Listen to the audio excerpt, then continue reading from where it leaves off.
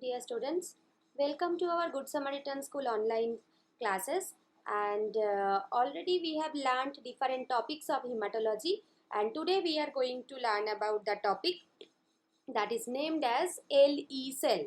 So what is the full form of LE? LE means that is lupus erythematosus. Lupus erythematosus. Okay. So what is happening in this kind of cells? The LE cell is basically one kind of autoimmune disorder. Okay, it is one kind of autoimmune disorder. And here the SLE, that means systemic lupus erythematosus.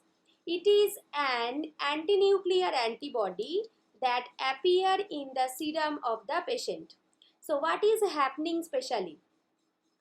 These antibodies have the capacity to lyse the nuclei of the neutrophil. Okay, that means in our own body these kind of antibodies will be generated which will have the capacity to lyse the neutrophil automatically, and it will be phagocytosed by the normal neutrophil. That means our own neutrophil will be phagocytes by the other neutrophil, and the cell membrane needs to be broken down. How it can be broken down? With the help of chemical and mechanical, both of the way. And for these antibodies to act on the nuclei, that means these antibodies will lyse the nuclei of the neutrophil, and these faulted neutrophils will be phagocytosed by the normal neutrophil. And then what will happen? The cell membrane, it will be broken down chemically and mechanically in both of the ways. Okay, and the Buffy coat smear, what is the meaning of Buffy coat? Buffy coat means the WBC and platelet. Okay, both of them can make the Buffy coat layer. It is prepared which is stained by the Leishman stain, and LE cells are looked for. So basically the LE cell can be notified from the Buffy coat layer. Buffy coat means WBC and the platelet. So automatically, as the neutrophils are the part of the WBC, so that's why you can look for the LE cell in the Buffy coat layer. These are the neutrophils with a spherical, large, pale purple, homogeneous, opaque mass. Okay, that means how the LE cell looks like. It is the pale purple, homogeneous, opaque mass and in their cytoplasm. Nuclei of the neutrophil usually pushed to the periphery. That means almost the nuclei that will coming to the in the cell, the nuclei will come to the peripheral area of the cell.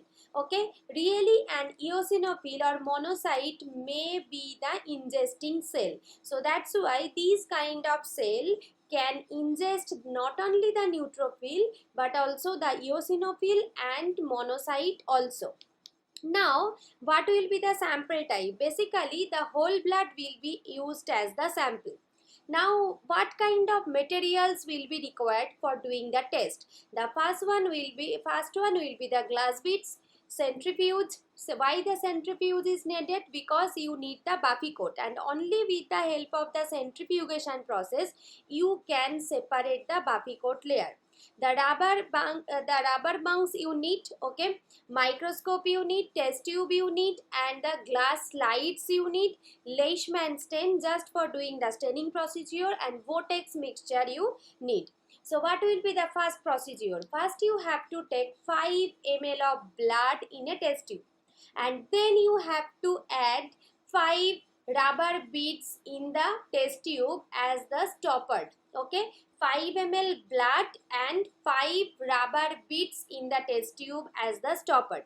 Now the test tube is rotated in the vortex mixture at 50 rpm for 30 minutes, and the tubes are placed at it will be 37 degrees centigrade. Okay, 37 degrees centigrade for 10 minutes. Now what will be happened? The content of the tube are transferred to the Wintrop's tube, which is centrifuged for 30 minutes at 3000 rpm. Rpm means rotation per minute. Okay, now what will happen? The smears are made from the buffy coat. It will be dried, fixed in methanol, and then it will be stained by using the Leishman stain.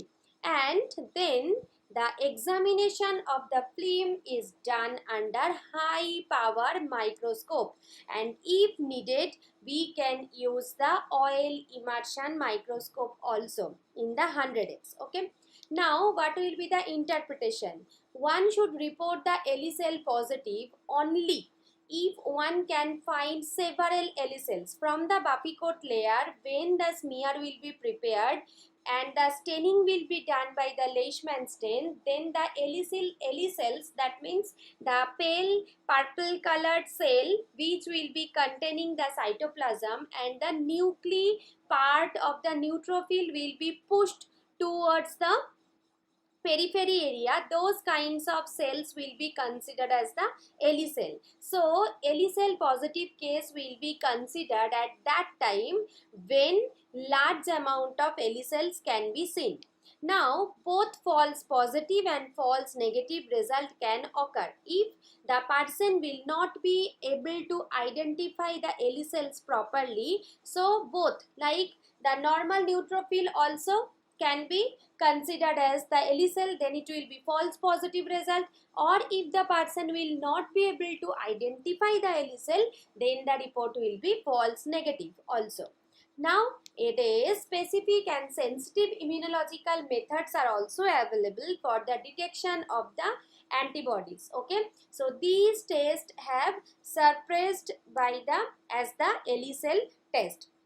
Now the next one, so that's why this is the Ellie cell, and I can give you just some example, like in case of rheumatoid arthritis you can get the idea of this kind of Ellie cell.